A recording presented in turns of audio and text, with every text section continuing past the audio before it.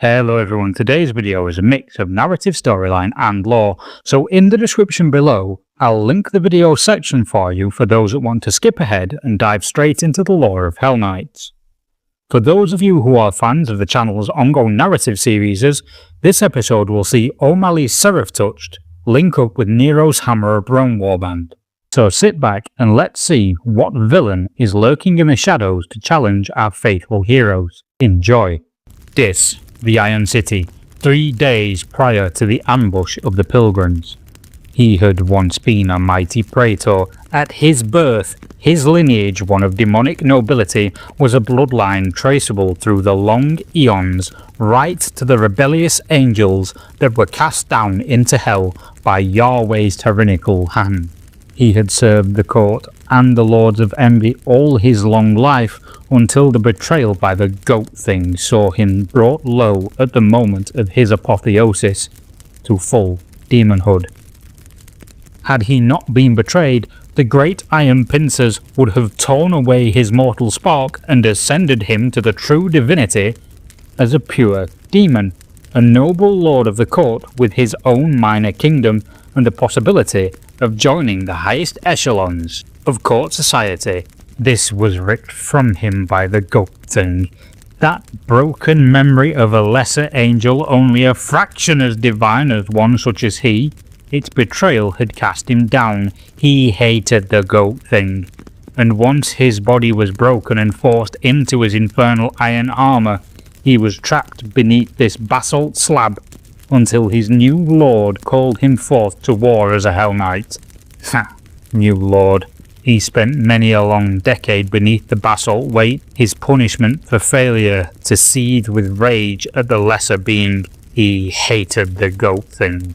The great basalt slab that he was pinned under was slowly lifted from him. The great chains that pulled it from his body groaned under its weight, the noise mixing with the movement of earth and the muffled, strained braying of his former servants, the yoke fiends of the warband.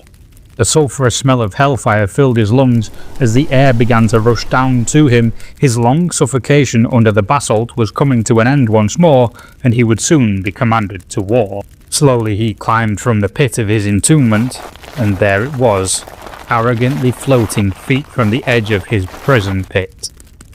The goat thing. Ma'at did not pay the Hell Knight any heed. It knew the creature that had once been its former praetor would seethe with envy at his new position, and the anger it could sense in its old master was a ripe and delicious fruit to savour. Once the Hell Knight had struggled free, for Ma'at had made its tomb particularly difficult to climb from out of spite, it drifted over to the knight. The Hell Knight was massive, not as tall as when it stood before Ma'at as praetor of the warband, but large enough to meet the sorcerer eye to eye, despite its floating several feet from the ground. Ma'at rose slightly in the air. It knew the imperceptible fraction that it now rose above the Hell Knight before it would make it enraged with jealousy in a way which soaring high above it would not. Ma'at brought its goat-skulled head eye level with the Hell Knight. Arise, executioner. Gather your axe. I have a use for you.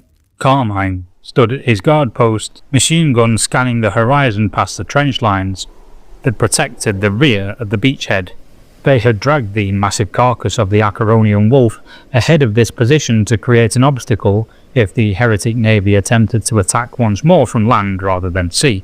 As he scanned the waste ground, a massive human began to appear in the distant trench line. Halt! Carmine called, and trained his gun on the man. Leonardo stormed forward to bar the man's way to the trench line with his ballistic shield. If Leonardo's shield and heavy axe did not deter the man, the heavy shotgun chained to the back of his ballistic shield would. As Carmine caught a clearer view of the man, he noticed it was a castigator, and one of unusually large size, and a smirk crept up the left side of his face. State your business here, Pilgrim, demanded Leonardo. Shut up and get out of my way, Tin Man, the castigator answered. You think you scare me? Where's that bloody witch burner? Take me to him now. Leonardo was baffled, not least because this man had no fear of him whatsoever, Not only was he marching towards a heavily armed trench line making demands, he was also almost as tall as him, even in his mechanized heavy armor. Leonardo didn't have time to question the man as he marched past him. Leonardo turned to intercept him, and he noticed Carmine had left his post. Unusual. Nero sat at his desk, his face twisted in a furious and irritated expression at what he had just been told. To the other men in the room he appeared calm, but beneath his witch-burner's hood, internally his blood boiled at the visitor's audacity. "Get out of my way, or I will put this tank hammer where even Yuri can't see," Nero heard his visitor's voice say in the corridor outside his quarters. He figured Leonardo must have begun to protest, as a second later the machine infantryman was thrown through the doorway, throwing splinters clattering to the ground. Nero stood to protest at his visitor's entrance to the room. What in the name of Rome do you think you are doing? "Shut up and sit down, Nero, we don't have much time." "Carmine, Yuri," the man greeted the observer and second heavy infantryman in the room. Both nodded to him in return. "Johnson, boyo, how you doing, lad?" shouted the visitor, as the English bulldog ran to him in excited greeting. "Oh, what is this about, Donahue?" Donahue? questioned Leonardo as he stood and regained his feet, clearly confused at the man's accent, marking him as of Britannia rather than heir. "Yes, he's one of O'Malley's seraph-touched. They take on the names of their dead in remembrance to those who have not returned as martyr penitents," explained Nero. "O'Malley Sembe, the boys are in trouble. Yesterday we found an ammo caravan including ammunition for Atlas's anti-material rifle. But it were an ambush. We killed the heretics but found a Sultanate alchemist in the ruins. She was bound for the Valley of the Word and the Synod, but her escort got killed in fight." "So what does that have to do with us?" "Take her to the Synod," replied Nero, beginning to become irritated. "Last time I were in Synod, I nearly got me head fitted with a set of receivers and that were under invitation." Nero smirked under his hood and was about to comment on Donahue lacking intelligence, but Donahue continued. "We spotted heretic navy coming our way, but that's not all. The court's on its way and we spotted it. So get off your arse, witch burner. You owe O'Malley and you know it. You're the reason he's out here in the first place." "Carmine, get Carrigan, tell him we're leaving now. If my art's on the field, we need to go. Bring Atlas too, Leonardo. Fetch Angelos and the Swiss Guard. We leave immediately." Shortly after they were speeding across the Levant in transports, but as they arrived at the old village that the pilgrims had been trapped in, the court of the seven-headed serpent had arrived, and Ma'at and the executioner were leading the charge. Everyone piled out of the transports as Nero and Johnson leapt onto the mud. Nero felt Yuri's hand on his shoulder. He turned to the observer, who pointed at the alchemist as she burned a heretic with a vial of alchemical compound. "Extract her. Take her to the Synod and regroup with us later." Yuri nodded at the witch burner and launched himself into the fight. O'Malley was surrounded by yoke fiends. His body was glowing with divine blessed light. He was a whirlwind of axe blade and demon blood as he cut through them in their attempts to capture him. Johansson traded shots from his sniper nest with the legionnaire, and the Lion of Jabir they brought with the alchemist tore the wings from a pit locust before crushing its skull. A stigmatic nun was ripped in half by a charging Hellknight carrying a huge axe. The Hellknight whirled and cut down another two pilgrims before he marched towards the witch burner. Nero was surrounded by wretched, each burning as they neared him, his gabble smashing bones like brittle twigs, and the slave soldiers fell in droves. Sergeant Johnson barked and snarled, biting at the wretched's legs. As they fell from the bulldog tearing at their legs, Nero's gabble smashed down on them and ended their wretched lives. Across the field, Angelos battled the anointed diver he had thrown from the trench line only hours before. The pilgrims were losing the fight. The hammer of Rome reinforcements only slowed the inevitable. Donahue smashed the Hell Knight's body with his anti-tank hammer. The wound left a gaping hole in the thing's chest, and as it struggled to stand he headbutted it before reaching into its chest wound and tearing open its ribcage, leaving it to drown in the dirt below. O'Malley dodged a fireball from Art the Sorcerer, and the explosion collapsed the building Johansson was using as a firing position. O'Malley lost his axe as a yoke fiend grabbed him. He punched it in the face before grabbing its sword and cutting off its head. A yoke fiend behind O'Malley shimmered and disappeared before the executioner reappeared behind him, clearly coveting the advantageous position of the war slave. O'Malley was being pushed back by the combined assault of the sorcerer and the Hellknight, but he fought with a fury unmatchable.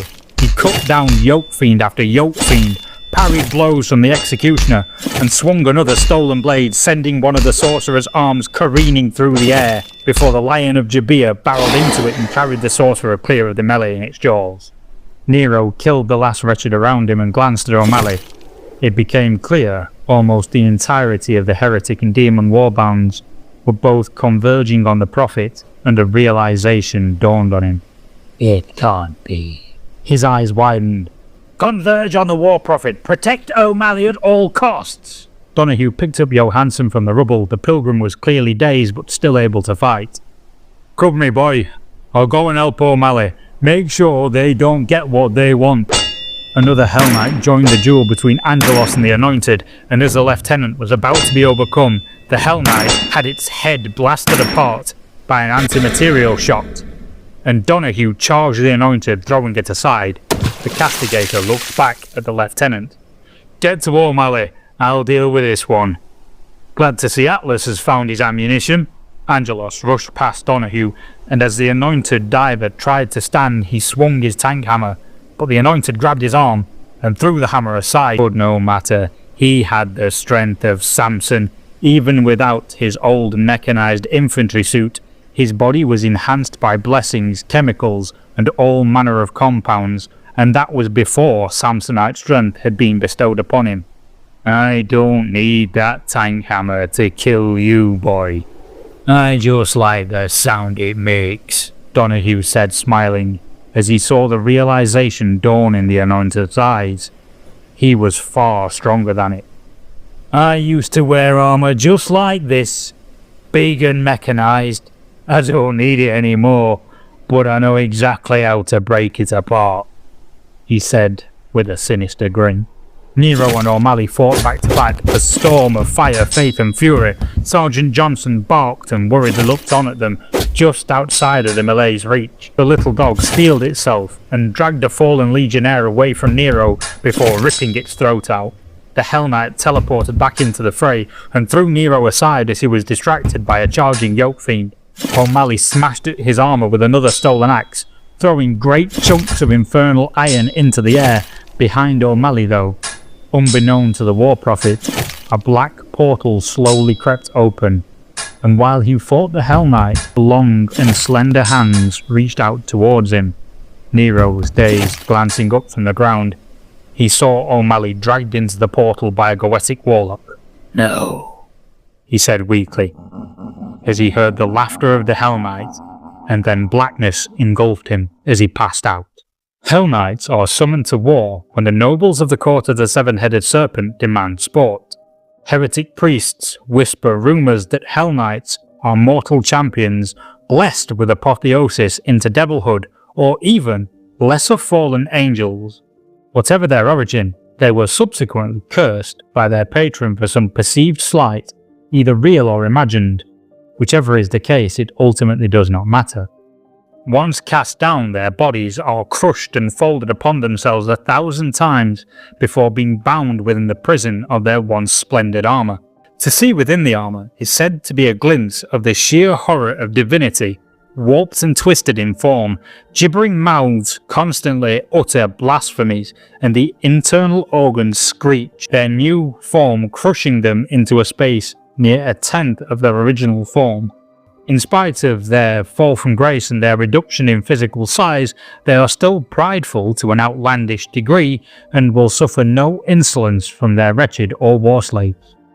The Hellknights go to war wielding archaic weaponry such as greatswords, axes and arquebuses. The ancient-looking weapons are deceptively powerful, matching even the most advanced equipment from New Antioch or the House of Wisdom. Upon their helmets is the seal of their demon master, and the corpse candles that float around them are conduits for powerful Goetic magic. Once party to the secrets of creation, the Hellknights' minds are plagued by endless waking dreams of murder.